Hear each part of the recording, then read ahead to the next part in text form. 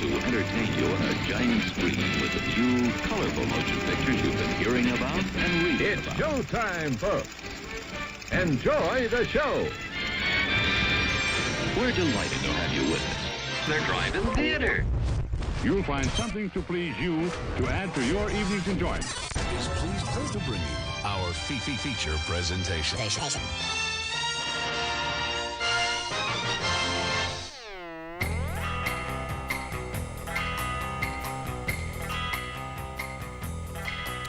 What's up, everybody? How's it going? It is another Monday. We are live here in the Drive-In Speaker Box Studios. It is Monday night, 8 o'clock Central Standard Time.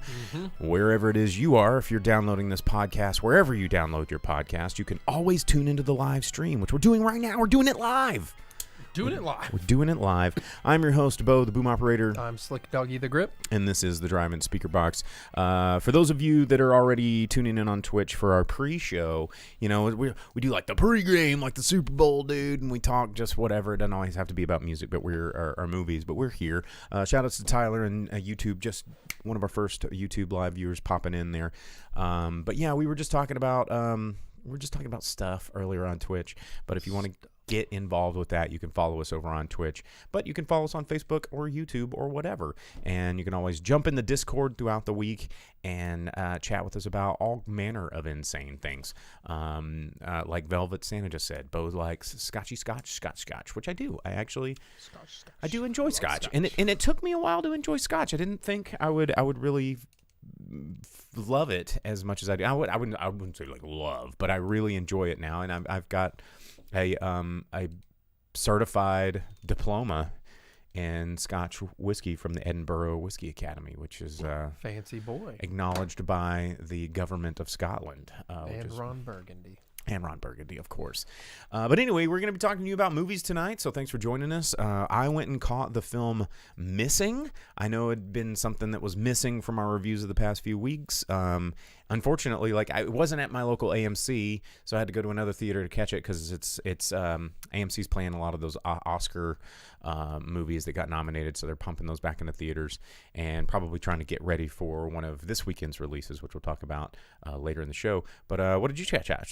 What did you check out, Jake? First, hey, Movie Albert. I went and watched another Telugu movie. Well, go figure. Yeah, well, you know, I was looking at everything that was in our theaters, and it's all stuff that's been out for a while, because while I do want to watch Plane, I feel like it's too far into its Did you hear it's run. already got a sequel? Yeah, I was going to talk about that in just a little bit. So it's already had its sequel announced.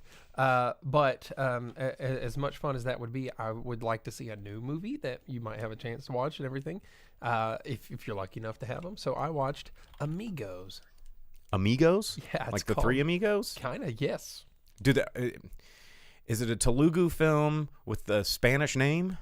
Yes. Are they Indian guys dressed as Spanish guys or Mexican No. guys?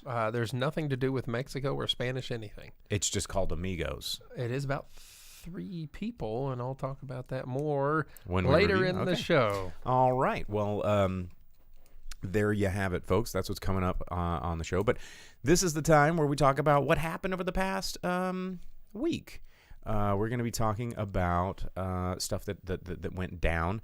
I know it's not movie-related news. It is hip-hop related news, but one of the members of De La Soul passed today at age 54, and I grew up loving De La Soul. I actually had DJ Maceo. He was the third member of De La Soul come and play the first year. Did they ever make an appearance in Fresh Prince?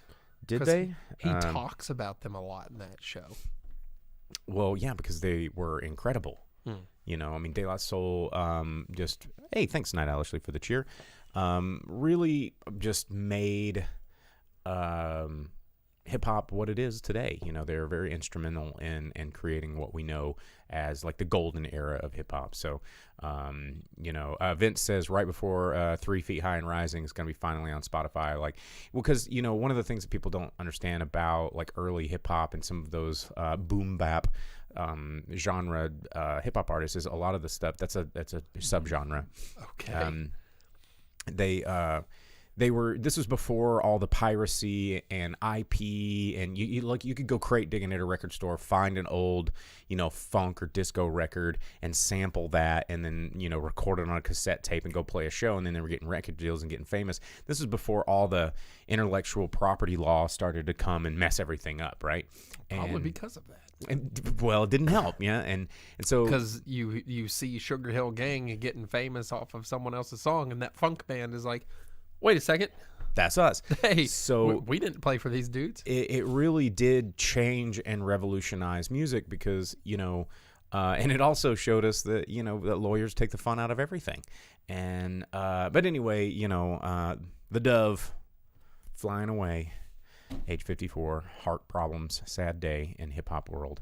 So, that happened today. That was a little bit of news, but movie news. They greenlit a sequel to Plane. They did. And it's called Ship. Okay. So like Speed 2, maybe, or Under Siege type movie. Under Siege rules. But Under Siege 2 Choo Choo Train edition. It's not bad. I mean, it's not as good as the first one. No. The first Under Siege, but it has Tommy Lee Jones as the bad guy. I know. Crazy Tommy Lee Jones with his cool boy leather jacket, and Gary Busey is the traitor that's like helping him always the crazy traitor guy. No, he's not. Gary Busey's always a crazy blank. Point Break. Yeah, but he was still crazy. Well, yeah, that's true. Yes, Velvet Santa says Plane 2 Ship : Yeah. Oh, absolutely. I really hope that they call it that. I hope that they do the Glass Onion thing and they call it Plane 2 Ship. And then what's Plane 3 going to be like? Mack truck? Oh, that'd be cool. Yeah, or train. I guess you could do train. Yeah, or I like the Mack truck thing. They could just be in the back trailer of a semi, and like they're like the whole thing takes. Yeah, be like place what was that movie that was it? Kurt Russell, was it like Breakdown or something, where it was about like the kidnapping bunch of Mack truck drivers that like take his wife, and he's like got to go get her back. I can't remember. I don't know. Was it? I think it was. This is Kurt Russell movie. Like desert trucker, evil trucker movies. There was a lot of those in the late 90s, early 2000s, where you're like driving down the long, like dusty desert road that's in all the movies, and then the one shady. Yeah, it was Breakdown. There we go. And then there's like the one shady gas station. They go pump gas, and they're like, "You ain't from around here. You make a good target, you and your purty wife." And you're like, "I don't think I like this area." And then they get in the car and like, "We got a flat tire. Can you fix our car, sir?" And then the mechanic comes in there and cuts their like oil line and going about 50 miles. We gonna go get them because they gonna stop. Yeah, and as someone that works in a repair shop, those movies have damaged mechanic like reputation and stuff so much because people always assume that's what's gonna happen. Is like, you're gonna cut our brake line and like come kidnap us. Vacation or horror movies and stuff. Yeah. Velvet Santa said he's been on the USS Alabama where they filmed Under Siege. That's pretty cool. That is cool. But I think that's one of the reasons that I really love Tucker and Dale versus Evil is it turns all of those tropes upside down. Oh, where they're the country boys at the gas station. They're supposed to be the scary guys, but they're the good guys. They're the good guys. Yeah. That's such a good movie. But anyway, other things in the news. A lot of the stuff that was popping up in my news feed from this week was Super Bowl related because there was a lot of big trailers that dropped over the Super Bowl. Yeah. Probably the first. Well, no. I was going to say the big one that a lot of people were talking about, at least in my news feed, is because it was the first time anyone's seen a full-length trailer, was The Flash.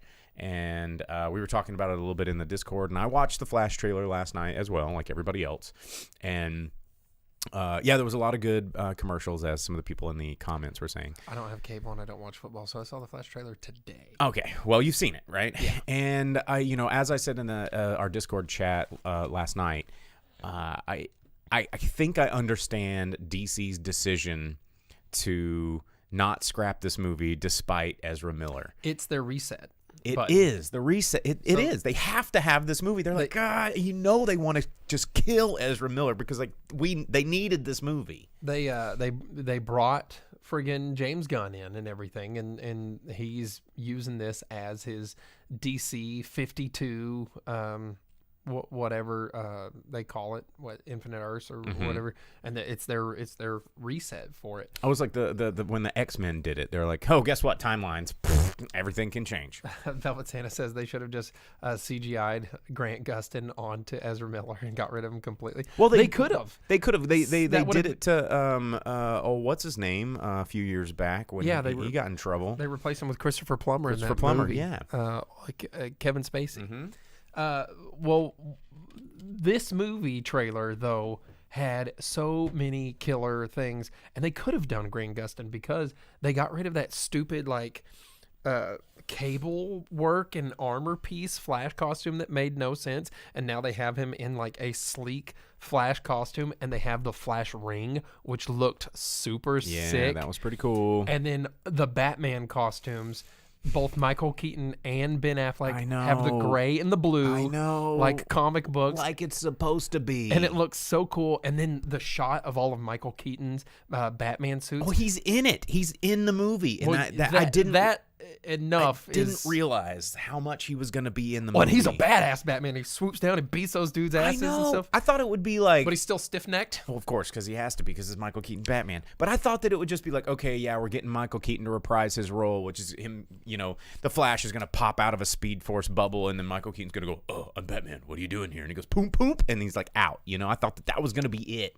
But no, he's like swooping down and doing a kick, even though it's a stomp double, but he's there. Yeah, dude, it looks sick. But his costumes, he had a Thomas Wayne costume with the double guns, which is super cool. There was a scuba Batman suit on screen. So you know how every time a Batman movie comes out, there's a slew of toys, and none of them are from the movie, but they're so This cool. one is. It's like Rocket Pack Batman, Scuba Batman. There's a scuba suit Batman, and it looks so friggin' cool. And it had the Batman and Batman Returns costumes in the background too. It pisses me off at how much I want to see this. And as Movie Albert says over on Twitch, Keaton's too old to be Batman. Which No. Well, I actually agree.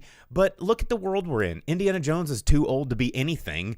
Liam Neeson's too old to be a guy with a set of skills anymore, unless those set of skills are peeing his pants and eating his banana pudding. Liam Neeson's like, a killer. there are like so many of our action heroes, like Arnold Schwarzenegger's too old to be doing anything, but he still does stuff that's like, oh, I think he's going to be in a new Conan. So I need Conan the King. I need that in my life. This is I'll see it. Velvet That's Santa what we got says- so stunned. We just need his face. Yeah. And we need his voice. Velvet Santa says neon green Batman. Every time a movie comes out, there's always a neon green Batman toy. And Knock Solid says Keaton should have been Old Man Batman for Batman Beyond. No, it needs to be Clint Eastwood. Clint Eastwood needs to be Old Man Batman, especially now that Kevin Conroy has passed and Kevin Conroy can't be Old Man Batman, even though he was in the Flash TV show, or like the whole one. cross of the Arrowverse. Which just showed that he's a great on-screen Batman already. He could have been on-screen Batman. So either Clint Eastwood or R.I.P. Kevin Conroy. Well, and the should thing, be Old Man Batman. Albert, to your comment again about Michael Keaton being too old to be Batman. If they were to do this right timeline of Batman, because Batman is Batman up until he's like an old guy. Like, you got Batman Beyond where Bruce Wayne's literally in a wheelchair, and No, he's not. He walks with a cane. I thought that he had like a chair in the Batcave where that had No, that's in like Kingdom Come. He has to walk with an exoskeleton. Because that's what I was thinking. Yeah, because he got really messed up and gotten old. But yeah, there are old Batman stories. Michael Keaton's probably a little too young to be costumed butt-kicking Batman, but I'll take it. The trailer looked okay, and I don't even like comic book movies. Everything about it looked super rad, except for Supergirl. I'm not super jazzed about Supergirl. When I thought it was Superboy for a second, I got real stoked. And then when I saw gender bias much? No, because when I saw that it was a Red Sun version of Supergirl that's probably not evil, I instantly lost some of my interest. Just 'cause, well, she might be evil in this one. You never know. Nah, it already shows her teaming up with him and everything. You don't know. She Multiple could be... times. Well, I guess that's true. But like a dark-haired Kara, and she's there in place of Superman and stuff. I don't know how I feel about it. But man, did you see how stupid the little kid that plays young Ezra Miller runs? He's like, and runs away. It's like, you're gonna have the kid that plays Flash run like an idiot. Why did Ezra Miller have to go like break into people's houses and physically assault people and groom people, minors and like, come on, Ezra Miller, why'd you got to do this? DC needed this win. Yeah. Well, everything about this trailer looks super sick, and except for the Christian Bale version of the Bat cycle, like the motorcycle, like that. That's I the wish one that all the ticket buyers like. What's Good they Guy could've- loved that Bat they cycle. could have made a different motorcycle and made it like a different and cool. Because But anytime I saw that particular motorcycle, because the Christian Bale Batman. the Christian Bale Batman cycle, I'm like, what if that cape, like, what if he didn't have a good wind going And it grabbed under the grabbed rear under wheel? the wheel? He's like, "Wah!" It's like, oh God, Batman, what are you doing? That's so dangerous. It'd be like The Incredibles. Yeah, exactly, Mm-hmm. exactly. So, as Knox said, that motorcycle's so lame. Agreed. I've never liked that one. I didn't like the crawler or tumbler, the tumbler. Is Yeah, that what the it was? tumbler, yeah. I never liked any of that stuff. But everything about this trailer looked sick. I know it did because Except for the Ezra Miller part. yeah, but the Flash costume looked a lot better. and the thing that gets me is go back and watch the DC animated Flashpoint. Like read Flashpoint. It's great. Like that if they arc. would bring evil Wonder Woman into this, and evil Momoa. Who just like rolls up and chops people's arms off and is like, "You're dead because screw you, Dude, And evil Aquaman and Wonder Woman fighting they're- each other would be sick. It was it's so good. And do yourself a favor if you do, and some point in all of our crusty dead souls, because comic books have let us down, the movies anyway. Go and watch that. If you want to feel that magic, go watch the animated Flashpoint. It's great. Who's the dude that played Negan in Walking Dead, and everyone had that big boner for him for a while? Because like, who's this actor I've never seen in all the movies I've seen him in? And he was the comedian in Watchmen. Yeah, I know who you're talking about. I can't think of his He name. played Thomas Wayne in Oh, that's the right. Affleck Batman or That whatever. is right. He did. What if they have him come in as Thomas? That'd be pretty cool. Double guns. And Movie Albert, like Jeffrey Dean Morgan. the thank thing you. about Ezra Miller is, I don't necessarily think that he's a bad actor. I think he's a bad person. And the problem is that when Ezra Miller is arrested multiple times for assault and trying to have sex with minors and getting arrested by breaking and entering in Hawaii, like, do we keep celebrating this guy? And that's, I know that the studios are having a hard time because this dude does not need to be in a #1 box office smash getting royalties off of this. But I think that if he just had behaved, it's hard for me, and I'm a guy who's really able to distance art from artists, but man, it's hard on this one. So, but yes, he is a good actor, though. I mean, he was good in Fantastic Beasts. To see his range, what I'm saying is his range between his performance in The Flash to his performance in Fantastic Beasts shows that he can do more than, say, like Chris Pratt, who's like, "It's me, Chris Pratt." Like, 'Cause he goes from being an angsty weirdo to being a bumbling weirdo. Yeah, because that's more range than half of the people we watch on movies right now. Okay. I mean, are they I- Oscar-worthy performances? No, because they're not Oscar-worthy movies, and Oscars are insane. But I hate think almost that, everything about Fantastic Beasts. I think that him as a actor playing characters is better than a lot of people that I see in any Marvel movie. I mean, Chris Hemsworth, his range, he's broken out of it a little bit, but, Robert Downey Jr. hasn't flexed his range in a long time, even though he's an amazing actor. I was going to say Robert Downey Jr. is a pretty He's an good incredible actor. Chris but, Evans is a very good actor. but they've been pigeonholed into this, like, well, now I have to be Robert Downey Jr. in everything. Go back and watch, like, The Singing Detective, and Chris you'll Evans see some doesn't real do that. Robert That's Downey pretty Jr. cool because, like, when he did Knives Out and all that stuff, Mm-hmm. just being a total doucher, and Not Another Teen Movie, and Push. Oh, God, I forgot about That's that. really good in Push. Cellular. Oh, God, Cellular. Cellular I is a didn't think good about that movie. movie. Anyway, well, so that trailer dropped. Other trailers that dropped. The Indiana Jones and the Dial of Destiny. I didn't see that. You didn't see it? I mean, it was, I don't know if I it was only like a 30-second, here, just look over on my monitor and you can see, the de-aging process. It's like, it was a 30-second teaser. It's him on the horse, which we've already seen. It's is he at the Kennedy assassination? Is that what they're showing here? well, I think it happens about the time of the space race, and it looks like a lot more of just Indiana Jones doing Indiana Jones things that he probably shouldn't be doing at this age. There's still Nazi airplanes. Well, yeah, I mean, he's still got to fight Nazis because that's his villain.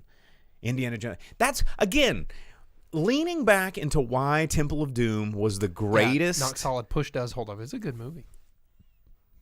The greatest Indiana Jones is the one where he's not fighting Nazis. I will die on this sword. Crystal Skull? No, he's fighting Nazis in that one, too. No, he's not. They're Russians. Oh, well, close enough. They all dress the same. Khaki. Yeah, with khaki who's tucked in. Temple of Doom. That's the best one. It is the best one, and will stay the best one. The more of them, they try to make, the stronger Temple of Doom becomes. And you're just feeding into the strength of Temple of Doom. There's nothing better than Last Crusade. Temple of Doom. We just talked about it. It's clearly better than American alligators in India chomping on clothing. Where is it? The book right there. For those of you that are watching this, it's a good picture. It's not a good movie. No, it's an amazing picture, an amazing motion picture. It's the best one. I don't know. Golly ball. Yeah, Flamin' Heart. It was so dark and it was so gritty. There was consequences. There were bugs. There was monkey brains. There was Snake Surprise. Yeah, there was the plastic beetles with the peanut butter in them that everyone's sitting there, dude. that made an impression on a generation. So. Anyway, that trailer dropped. The wall of bugs messed with me when I was a kid. I was like, we are going to die. Some of the best gifts, everything comes out of there. Mark Landry, fun fact from YouTube, those were authentic Nazi uniforms in Indiana Jones. Well, how about that? That were haunted by the ghosts of real Nazis. Temple of Doom, or Zimmerhammer says Temple of Doom was pretty dight. Movie Albert says, did you see Triangle of Sadness? I have not seen Triangle of Sadness yet. That is been on my list actually. I want to say, is it playing right now? Let me see. I was gonna pull it up in my listing, but yeah, I think it's actually playing this week. But I do want to see this one because it was coming out in theaters around here, but I don't know that I saw anything about it. Well, it's the one with Woody Harrelson. Looks pretty awesome. He's the captain, but is it like Love Boat or something? No, you'll have to watch the trailer. It looks pretty great. Movie Albert says it's terrific, so I need to check that out. But it says that it's going to be playing at our AMC this week. So talking about boats. Did you see that Titanic, with its release, brought it back up to being the number 3 most grossing film of all time? What? Yeah, it's like 25th anniversary, or am I that many people came out to see it? Yeah, I guess so. Good Lord. Kate Winslet, T-Taws on the big screen, or people with some culture. Yeah, it was the number. Are there to see Kathy Bates and my boy Billy Zane. It was the number 3 movie this past week. Dang, and it's the number 3 most grossing film of all time. Wow. But yeah, Billy Zane on the big screen, man. Why would you pass that up? Well, Bill Paxton. I mean, it's not a bad movie. That's the best part of the whole movie. It is the best part of the whole movie. Oh, man. Everyone's like, where's the sapphire of the sea, lady? Where is it? Where's the jewel? And she's like, let me tell you a story about my titties and a pencil. And everyone's like, what the hell? And she's like, Billy Zane's, Grandma. Yeah, Billy Zane's a dick. And then she walks out to the edge of the boat. Oops. Yeah. Thanks, Nana. Titanic's pretty sick. Oh, man. But James Cameron's like, I want to film a movie about Titanic. Let's visit Titanic for some research. And they're like, Mr. Cameron, you can't do that. And he's like, then invent the damn they were going to do it. Submarine. I drew the picture. Build it. On a napkin. And it's just like a stick boat with him in it, like with a movie camera. And they're like, make it. Here's $1 billion. Oh, yes, sir. I guess we'll figure this out. It's funny because the debate still goes on about, and it's gotten such a big internet presence that James Cameron addressed the why Jack shouldn't have stayed on the door when there was clearly enough room for him, and he tried to defend it, and it's like, no, you cannot do it. Vince says the best parts, Billy Zane be like, Picasso, no one's ever going to give a crap about that. And then the audience gets tickled. But here's something that I know that you want to talk about, Jake, and I want to make sure we cover it because I know this is important to you. And I saw it, and I thought, man, you know, you were probably at home shedding a tear viewing this over the weekend, and it was the Fast X trailer. Fast 10. Your seatbelts. Which everyone was disappointed that that's not the subtitle. Apparently, Maria Menounos, when she introduced it at some party that Vin Diesel showed the trailer to before the Super Bowl, she introduced it as Fasten Your Seatbelts. So it was done Listen publicly. to Maria Menounos. She tells me everything I know about movies before I go see movies. Yeah, and she likes wrestling. She's cool. She's Maria Menounos. No, actually, this trailer, I was like, okay, Fast 10. Yeah, they can make up for Fast 9 because Fast 9 was not with the rest of the series and where it should have been. And is that where it derailed? Yes, and this got it. This whole trailer, not stoked about it, man. I like Jason Momoa. I like Fast and Furious, and wait a minute. You're not stoked? Well, because I remember, you didn't like the last movie. It let you down. You finally started to sway over to my side of the table on Fast and the Furious and go, no, wait a minute. everything Fast and Furious is perfect until 9. Okay, well, there we go. And this one is just a repeat of Fast 7. They're doing the same thing they did with Deckard Shaw or with,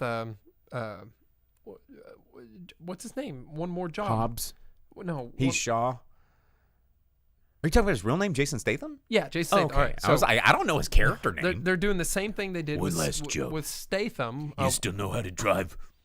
Yeah. All right. The whole thing is they're like, oh, remember in Tokyo Drift when Han got knocked over and then set on fire? Turns out it was Jason Statham the whole time. And when they did that, it was like, well, that's sick. That's a cool idea. They've tied in Tokyo Drift. And even though the cars are driving don't make that much sense, though, given any time you have a Veilside RX-7, it's dank memes and they know their audience. People are still Tokyo drifting their 350Zs, though with the money he had, he'd probably be in a better like 370 or whatever. It doesn't matter. But the point is they tied it in, and it was cool because they were like, here's how it works. But now they're like, oh, remember the things that happened in the other movie? Turns out Jason Momoa was sitting right there and you just couldn't see him. And it's like, oh, John Cena lent Jason Momoa his powers, you know. You'd think after 9 of these things, like... Did you see the trailer for this? Of course I saw the trailer. They're like, for this. remember the scene in the last movie? Momoa was sitting right there, and they're just like, it's so stupid. And the thing that stuck with me of the trailer was the 2 helicopters using like spear guns to spear, you know, Vin Diesel's like his OG car, right? Like his invincible, like the Charger. 3,000 horsepower nuclear. 3,000. Try 10 billion. Boom. Yeah. And that was and they like they harpoon him, and he's like they helicopter lift him. Somehow his car still stays balanced instead of, you know, going forward because the engine's in the front and the weight. Well, whatever, physics. And again, not trying to argue physics in an action movie. I get it. But what I don't get is while he's in the air that they have lifted him up into in the trailer. If those rear wheels make contact, it's over for them. They made contact with a cloud because he like went boom and like stepped on the gas and accelerated the car down back to the ground and then pulled the 2 helicopters. He got traction in the air because that engine was just so strong, and he hit the gas pedal and then it went and the 2 helicopters couldn't keep up and they smacked together, and he was like, yeah, this movie looks so stupid. It looks stupid. That was the dumbest thing I've ever seen. That was dumber than the Fiero in space. Was that a Fiero? Yes, it was. Okay, it was a Fiero. That was in the last How did I remember that? Because it's stupid. All the Momoa stuff looks so lame. Oh, man, it does. And it's now You're just dialing it in. He's related to the Brazilian guy that they stole the safe from. So they're doing this. They're doing Fast 7 again, but with characters that no one cared about. At least Owen Shaw, you were like, Owen Shaw's a badass, and he has that wedge car, and he's like a former SAS guy, and it's like, you don't mess with Owen Shaw. He will ruin you. He's like a badass guy. And now they're like, remember the like dirty Brazilian dude that had all the rings on and was stealing stuff and had way too much fake tan? Well, his cousin's upset. 'Cause And it's- family. And his cousin's Momoa. Yeah. Man, I like Velvet Santa over on Twitch. He suggested they need a PT Cruiser, and I would love to see a tricked out PT Cruiser. Just start putting front wheel drive commuter cars into Fast and Furious. For as good as there was a Fiero in space. Yeah, they're just gonna have Camrys and God, I wish. PT Cruisers and little what's the friggin' A Miata? No, Clint Eastwood. No, Miata's rear drive. They're super cool. Clint Eastwood's kid. What do they call him? Little Mr. Mystery or whatever, because I don't know. Kurt Russell plays like the mystery guy, and he's like his Oh, assistant yeah. dude. They just have him in a Prius or whatever. Like a tricked out Prius or a Gremlin. Yeah. That'd be dope. Or a Ford Fiesta. Like, that'd be pretty cool. Yeah. Anyway, Fast X, that trailer dropped, and there you have it. And that's all the time we have for news, because we do have to talk about other things in this Hold on. show. Okay, here we go. Hogwarts Legacy came out. It doesn't have anything to do with the movies except for it's the legacy of the movies. Isn't it like set 1,000 years before? 100. Okay, something like It takes that. place in the 1800s. Okay. It's a lot of fun, man. I'm having a killer time with it. That's where I've been. Sorry, I haven't been on the Discord, everybody. I've been obsessed with casting Hogwarts Legacy. spells. See, I looked into it because I was like, oh man, the trailer looked cool. I'd seen it, a lot of people talking about it, and you were sharing stuff like, yo, Twitch drops, and I was like, well, let me check this out. Let me check it out.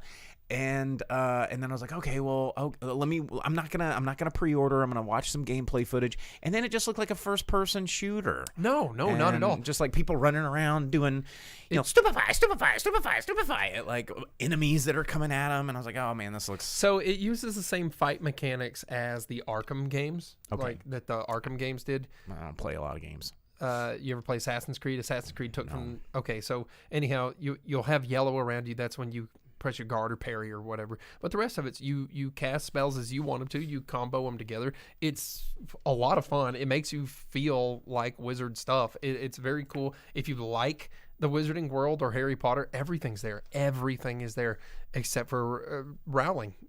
And Good. Yeah, they don't want her.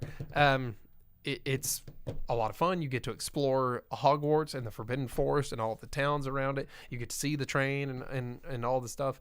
You can visit the coast. There's fantastic beasts that you get to collect and put in your room of requirement and visit them and feed them and pet them.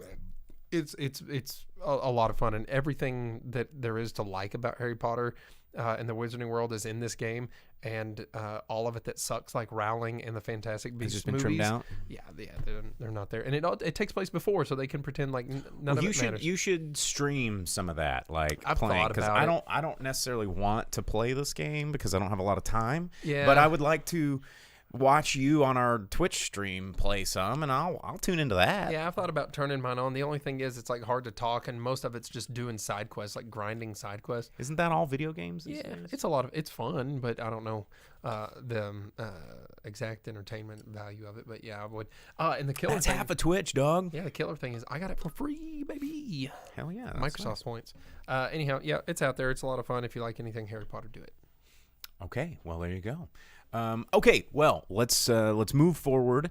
This is about the time of the show, the half point of the show where we tell you what's coming out in theaters this weekend, because it is a new weekend and there are new movies. There are 2 movies coming out this weekend.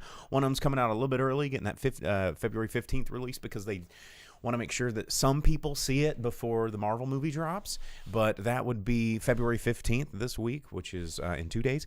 It is the new film with Liam Neeson doing Liam Neeson things, although in a different time period. This is Marlowe, film noir, late 1930s, Bay City. A brooding, down-on-his-luck detective hired to find an ex-lover of a glamorous heiress. When I pronounce the H, it's silent. But yeah, it's got Diane Kruger, Liam Neeson, Jessica Lange. It's got Colm Meaney. It's got O'Brien's in it, man. Alan Cumming. Danny Houston. Like, it's got a pretty cool cast of people that are fun to watch on screen. And when's the last time you saw like a 1930s detective noir in theaters? Like, been a minute. That wasn't Agatha Christie, because that one was Catch 'Em If You Can, or what? I think I just saw that one. There was one that you watched. Yeah, that was that one. See How They Run. That's what it was. Catch Me If You Can. Yeah, that was Sam Rockwell. He was the detective. Okay. And, yeah, there was one. Yeah, It was like a and shadowy Ronan, thriller. Saoirse Ronan was in it as the like deputy, and yeah, no, it was pretty good. But Velvet Santa said they want to play GoldenEye again. GoldenEye is now on modern consoles. there you go. Well, the other big movie that is dropping this weekend in theaters that you've probably seen enough trailers to make you never want to see another one of these is Ant-Man and the Wasp: Quantumania, because that's where the nomenclature of all these Marvel movies is going. What was the Doctor Strange and the Mirror Multiverse of Multi-Madness, and now this one's Quantumania and whatever. So we're getting another Marvel movie, and which makes me sad because I like Paul Rudd. I really, really, really have always loved Paul Rudd, but God dang it, dude, he has been cool since forever. Like, he has always been cool. I want to see why Kang is so lame that not even real Ant-Man can beat him. If like Ant-Man by himself can take on Kang, that's lame. That is lame. Kang is supposed to be But if like the enemy. The cool guy from Clueless can take on Kang, like, I feel like, again, this is all build up, obviously, to Secret Wars, because it's the only next big wars after they've done Infinity War. Secret War, Kang is the guy that kind of is responsible for bringing all that insanity together, isn't he? I know he's involved in it, right? I don't pay attention to Marvel, dude. This honestly. was like 80s Marvel. Oh no, Secret Wars wasn't a Kang thing. I know he was involved somehow, because that's where I got that action figure that's up there. Because he was a Secret Wars, and I was like, who's this purple guy? He seems really powerful. But hey, who's this purple guy? He had a cool figurine, Yeah, and that's what I based I was like, that looks cool. And I like purple, so he was cool for me. Maybe, man, it's been a long time since I read comics. I don't know. I couldn't tell you. But anyway, this movie looks more like, it looks so jumbled up, and it just like, why are we here? I know there's famous people that I'm supposed to care about, and oh yeah, remember Michelle Pfeiffer when she made that big cameo? Well, now she's in all of it. And remember when Michael Douglas was supposed to be a small role, and now he's in all of it? And Evangelina Lilly, remember, she's still trying to hang on to her career, but she landed on a Marvel role, so because Lost didn't pan out as well as she'd hoped. And then Paul Rudd is the glue. Paul Rudd is the glue. And I hate it because I love Paul Rudd, and I don't want to see this movie. How long is this movie? Does anybody know? 3 hours and 50 1700. It's 2 hours and 5 minutes. Thank God Marvel made a movie that was under 2.5 hours. So, Night Owlishly says, I am avoiding it because I'm afraid it might make me like Paul Rudd less. That might be smart, maybe. Yeah, let's see. Vince says, I think it would be more interested in a movie called Ant-Man, A-U-N-T, and the Wasp. So, yeah, it'd be Aunt and Uncle so-and-so fighting a hornet's nest. That would be fun. But yeah, I don't know. And Ant-Man was the only movie in the Marvel Cinematic Universe. I was like, this one's all right. Then they did the second one, and I don't even remember it. And wasn't it about like I don't remember anything about Ant-Man and the Wasp. Yeah, Ant-Man and the Wasp. There was the girl that was phasing. She like phased through stuff. She wore the white suit. She's called like Ghost. And, that's right. They also fought, what's that? Walton Goggins. Yeah, Velvet Santa says the Walter Goggins stuff. Yeah. And he's fun, but it's more Marvel. These movies, I have read that even Marvel fans are getting kind of annoyed and tapped out at all of these Marvel movies. Good. Because there's just so much, all the shows, all these movies that you have to feel like you have to watch. If, they're coming out, it's like, well, you got to watch it. And it's just, can we give these costumes a break? Where was the timeline, the divergent timeline when Green Lantern came out and everyone said, comic book movies are dead. We're moving on. And then the timeline fractured, and there was probably a happy, peaceful, like world utopia timeline that everyone, like all wars have ended, and it's like wild stallions like rule, and everyone's being excellent to each other and partying on. And then there's the timeline that we're in where they were like, nope, psych, only comic book movies forever.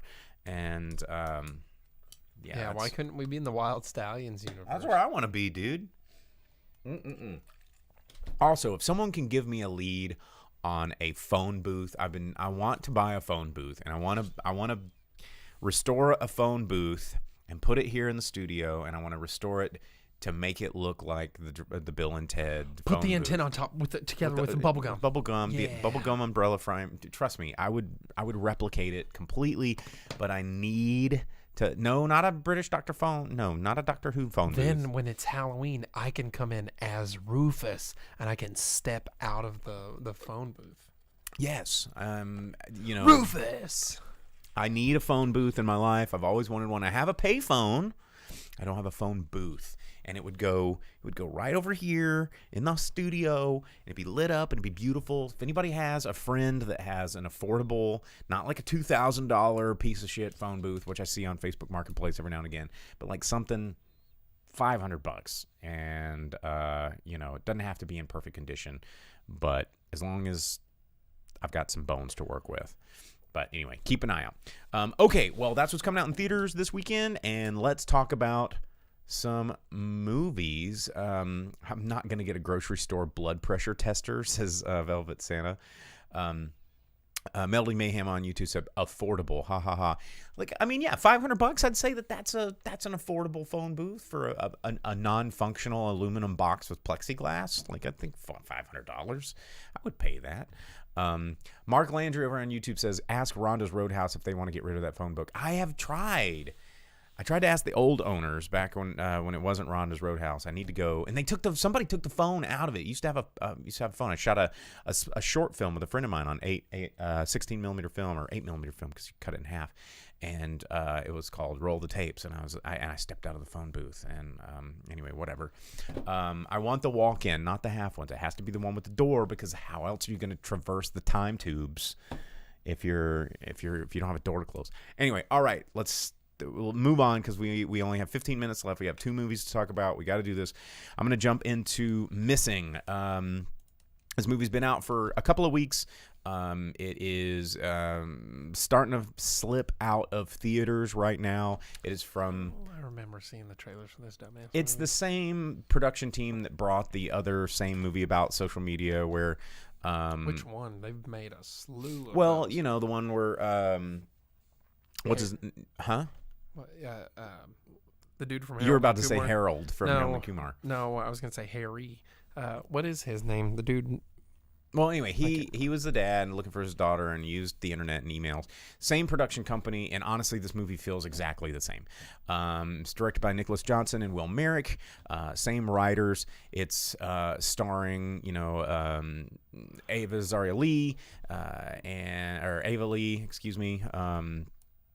It's got Tim Griffin in it, of course, Nia Long, and then Ken Leung, who is always a bad guy. He plays a bad guy a lot, or a bad guy adjacent person.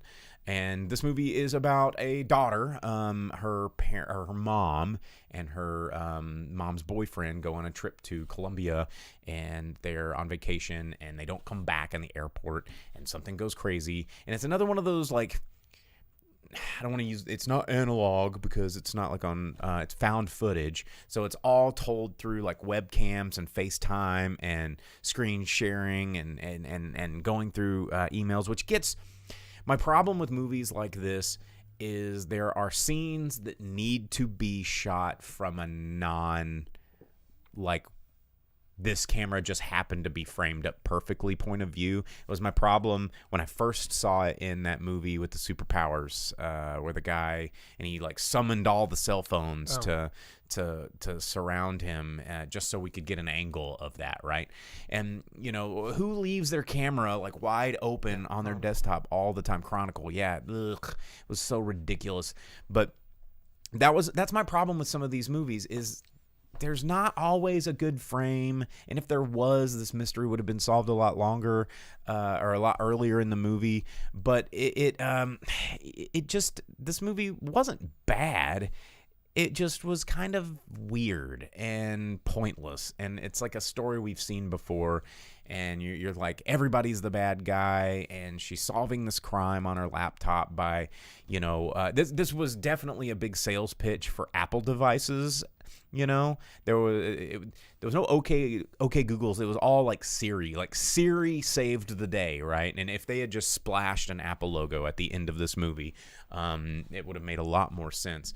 But it was all just about how having an iWatch and Siri in your home is just going to so many people's devices right now. It's gonna save your life, because guess what? Someone is always watching you, and that should be the downside of wanting to adopt all this technology, is because, wow, it was crazy. Let's see. Dina says there was something new in novels that's similar stories being told in born digital material like text, emails, and screenshots. I hate it so much. Adam Sparks says, I thought it was okay, but felt kind of like a slightly better Lifetime movie. Yeah, I mean, I didn't hate this movie. It was an enjoyable thriller. What I did get aggravated at is, it really made me think about how technology is really horrible and awful and boring and oversaturated, and like all the tweets and the TikToks and the social media and the YouTube. I mean, as we sit here on all three social medias and about to upload it to a fourth, and we're podcasting, it really makes you realize how in a very short amount of time, because smartphones have only been around for just over a decade, right? And, I think 2009 was the first edition of the iPhone, if I'm not mistaken. iPhone wasn't the first smartphone. I had a HTC way before iPhone existed. Well, iPhone was the one that put them in everybody's hands. Look at you being Mr. Apple shilling boy. I've never owned an Apple iPhone in my life. I've always been an Android user. And I was an HTC fanboy up until I got my OnePlus, because the HTC phone sucked. This year, 2007. There you go. Okay, so I knew it was just over a decade. I had a HTC before that. Well, they made. We're not talking in that time. It doesn't matter. Yeah. Yeah. Anyway, just how fast the entire world has changed because of it, and where we're always taking selfies, and we're always looking at cameras, and we're always recording stuff, and I don't know. I don't think my takeaway was, this really stressed me out at how much we rely on social media and technology to kind of track everything that we do. And, her ability to track everything via social media was kind of seen as a heroic thing, when really it was just like, oh my God, this is creeping me out at how much access to literally all of my movements and communication that the world has. Like, it's terrible. Just so like weird guys can pop in your DMs and say, Bob's and Vagina. Exactly. I mean, is that progress? Is that where we are? But this movie was just a standard. It was a standard kidnap thriller. The twists weren't super twisty. I will say that Ava Zaria Lee was pretty great. It had a great cast of young actors. You had Joaquin de la Media as Javi, and Javi was the greatest part of this movie. He was, for a guy that's normally cast as a bad guy, like from going back to Three Amigos. He's the Brazilian that they stole from in Fast and Furious. He's always like a bad guy, but he was the most lovable. Was he in Three Amigos? He was in Desperado as a bad guy. I can't remember if he... No, is he the guy that... No, there's the other guy. He was not in Three Amigos, but there's another guy that kind of looks like him who was just like... And I know this is going to sound, incredibly racist, because this is what those people were thinking, because you got studio people were really racist back then. He was the whitest looking Mexican actor of the time. And that's why he was. Don't eyeball me like I hate it when you fucking do that. I'm just saying there's well, somebody's got to talk about it, because this is what those executives were doing. Anyway, Yeah, and he was getting cast in all these roles because, unfortunately, he was the whitest looking guy, you know, and it wasn't until many years later when people actually started casting people that looked like the people they needed to cast. Thanks for the gift. So. But, you know, this guy has been in movies for, since the early 1980. Like, wow, he's been in everything. But he's always a bad guy. He's, like, always a bad guy. And he was the most lovable dude in the entire movie, and I loved him. You can check it out. It's a thriller. It's definitely a Netflix thriller. It's something that you could kill time watching. You don't have to pay attention to the whole thing. There's no big twists and turns. So there you have it. Anyway, that was the movie that I watched, and let's hear about a Telugu film because Jake's going to tell us about a movie that you can't see. Yeah, you can, dude. It's out there. I saw it. I found it. I went and watched it. It has to be in multiple theaters. What was the name of it? Amigos. I'm going to see if it was in the theater was more than half full when I went and saw it. It is not even listed on the top in the Billboard top 59. Well, that's a shame. We mates just had a treat. Maybe so. It is a brand new movie. It just came out. So I went and watched Amigos. It's a Telugu movie, and the thing about it is it's called Amigos probably because three amigos. The whole thing is there's a guy. He is kind of like a well-off guy. He's like in a higher caste. They're upper middle class, I would say. And what it is, he finds this girl when he's at a business dinner. He kind of falls in love with her from afar, and he hears her turning away a suitor. So him and his uncle kind of like follow her around, and they hear every time she disses a suitor, and she always asks him the same question: if I have my purse stolen, my cell phone stolen, and my necklace stolen, all right after one another, which one do you go after? And every time they see someone, they answer a different one, and each time it's wrong. They're like, well, what's the answer? And the guy's like, I'm going to get this girl, and they go and they take their families and they offer for the alliance, the arranged marriage thing, India. And she kind of flubs it and makes it where it's not going to work because she's just dissing the whole thing. But he talks to her and she goes, here's the thing. If the man that's going to get me has to be everywhere at one time, he has to be tireless to keep up with me, all these like inhuman feats that no one could do. So what he does is he goes onto a doppelganger website that's like Find your doppelganger. Yeah, okay. And it comes back and it's like, hey, you have a doppelganger, and it's like him but a nerd. And then it's like, oh, you guys have another doppelganger, and it's like him but with a beard. And they're like, oh, let's meet up, And then the bearded guy's like, yeah, let's meet up now. I want to meet up now. And they're like, well, we were going to wait like 2 weeks because sounds sus. We're in different parts of the country and stuff. And he's like, no, let's hang out now. There's no better time than the present. And they all meet up and they're like, well, this is fantastic. And they all get along and they party together and they're like, this is great. And he goes, you know what, guys? I have a chance at this girl. Now that there's three of us, I can be everything she wants because she won't know that it's not me, and I can be everywhere at one time. And so they're like, yeah, that sounds like a great idea. And by dressing the same, acting the same, and being in the same place at once, and then she arranges for three people to rob her, and they stop all three of them at one time, right? And that makes it where she falls for him and all of this stuff. But through this process, of course, the bearded one turns out to be an evil man. Of course. He's a internationally wanted criminal arms dealer. When are they not? Indian intelligence is after. The beard, right? just like Riker, the beard means evil. Right. Well, he shaves it off to be to disguise and look good. Yeah.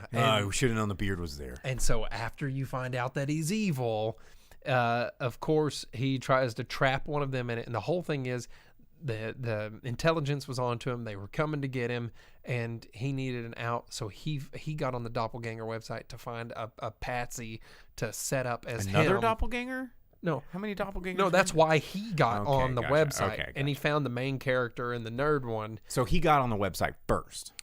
No, the main character. Okay, it doesn't matter who was there first. Okay, the point is, he's trying to take their place in their life. So the movie has elements of comedy, romance, thriller, it kind of sets The up hallmarks of most Indian films. Well, most of them don't have like thriller or horror elements or like Okay. the psychological like weird thing of someone's trying to literally take your place and your life and everything like that.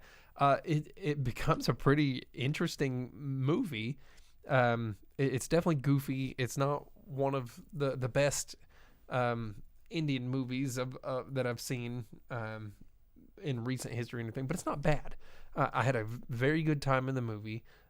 There was 2 rows of very rowdy people in the theater that had a great time during this movie. Its twists and turns are definitely telegraphed, and you see them coming, but it's still fun.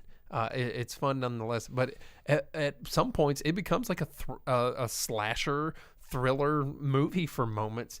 But it's also was there a musical number? Yeah, one or two. Just making sure. It also did like a wire foo thing that was pretty cool.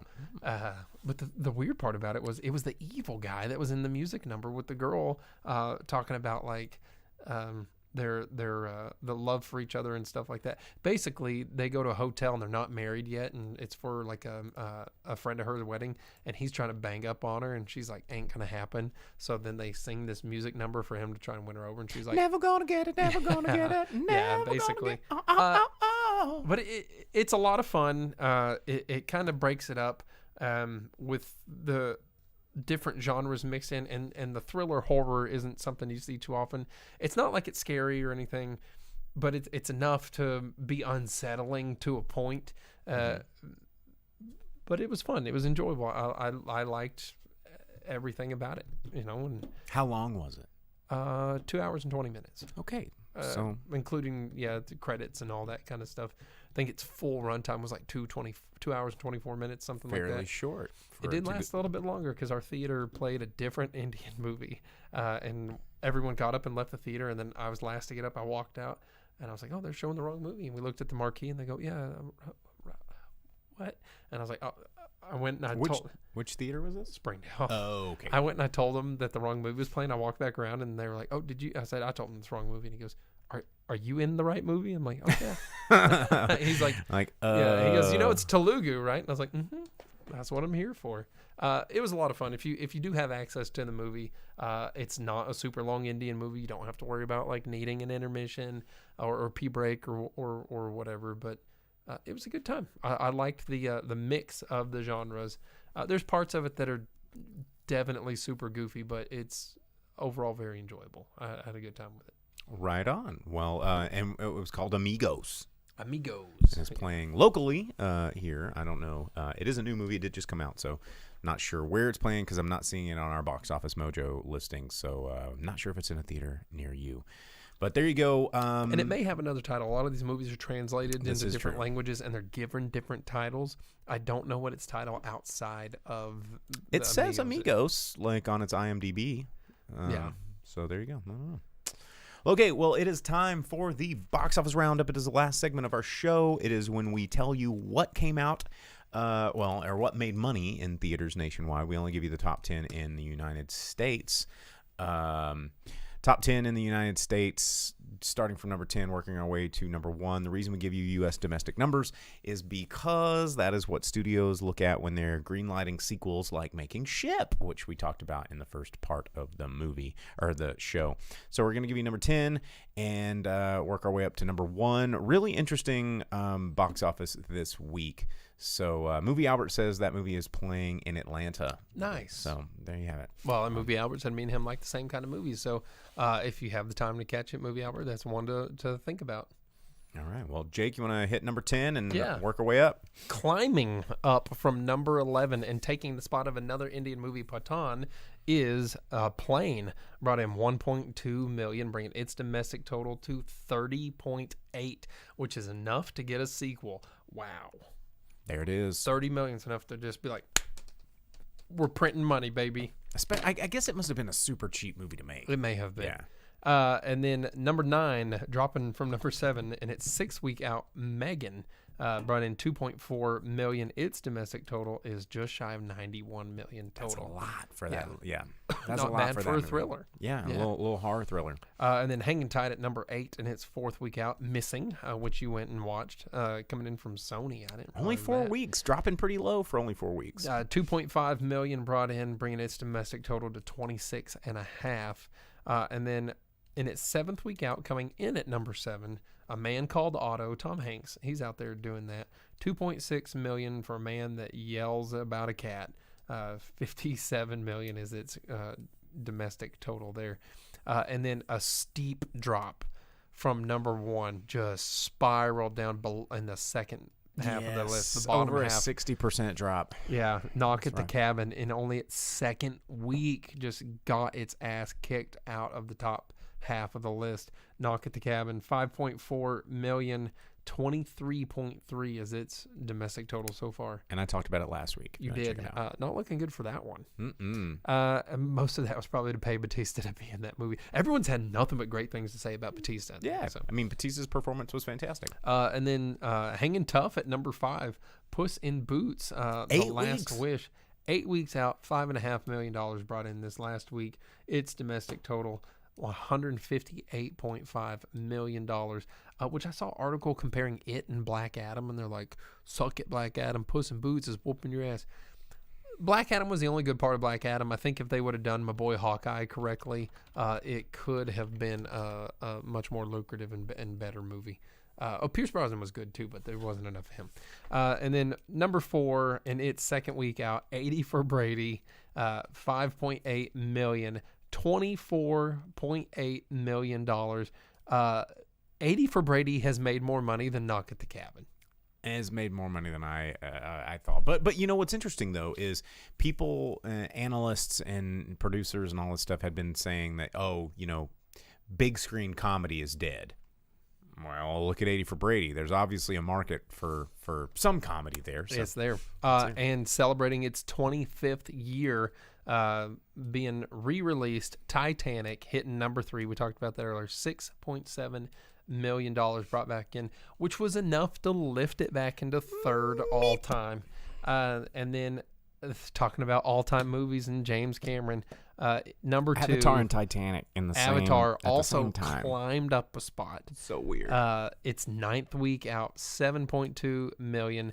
Avatar's domestic, nearly $650 million. James Cameron getting that money. And then number 1, the new movie in theaters, the only new but only option. in 1,500 theaters. So Wow. yeah, that's another thing to consider. How about that? Magic Mike's Last Dance. Why is it only in 1,500? That I don't know. Maybe there's a lot of very conservative cities that were afraid of this movie. But I was reading some stuff online, and they were saying like, oh, its domestic box office isn't so magic. And I'm like, bro, its theater average is crushing. It's blown away everything. It's like double every other movie. It brought in $8.3 million for its total over the weekend, but its theater average is $5,500. $5,500 is its average. The next closest movie was Titanic, which was in 2,500, so 1,000 more theaters, and its theater average was $2,700. So, Dang, dude. yeah. Well, there you have it. That is our top 10 this weekend. Next weekend will probably be. I'm gonna go see Marlowe for sure. That's on my list.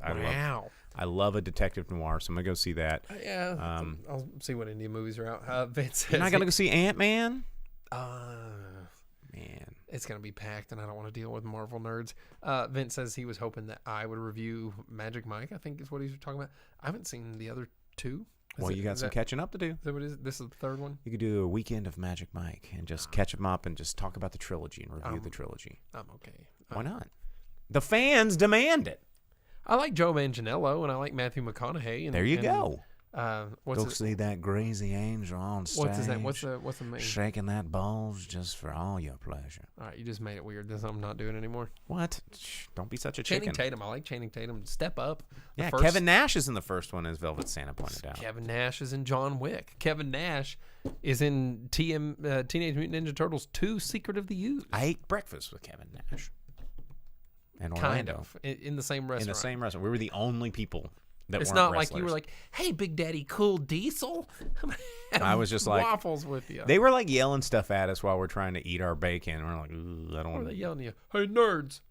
Like, Hey. you guys enjoying your breakfast over there? Oh, we got tons of bacon. Were they And we're like, oh yeah, Hey, we are. could you pass the napkins? Can we get some of your napkins? Do y'all have pepper over there? I need some pepper. And you were like, I got your pepper right here. But anyway, so yeah, that's our show. We'll be back next week. Don't forget to like and subscribe wherever it is you are comfortable viewing us. Facebook, Twitch, or YouTube. Just search for the Drive-In Speaker Box. There's a hyphen in Drive-In. Speaker Box is all one word. And as Vince just throw up on Twitch, you can check out our Discord. You can follow along and converse with us all week long. Thanks for everybody for tuning in. I am always your host, the Boom Operator, a.k.a. Bo. and I'm the Grip, a.k.a. Slick Doggy. You need to have a name that's film related. We got this Slick Doggy stuff. We gotta. Bo's not film related. That's my actual name. Boom Operator is film related. Yeah, so I'm Grip, Slick Doggy. But you need your name. We just, Slick Doggy. but you didn't. You just said never That's mind. my We're just- wizarding world name. Of course it is. It's okay. All right, guys. We're gonna get out of here. Thanks for tuning in. We will see you next week or later on the Discord. So yeah, peace out, guys. Bye. As you leave the theater, folks, please be careful. Don't let this happen to your car. Be sure to remove the speaker before you leave. If you should accidentally pull a speaker loose, please turn it in at our snack bar or box office.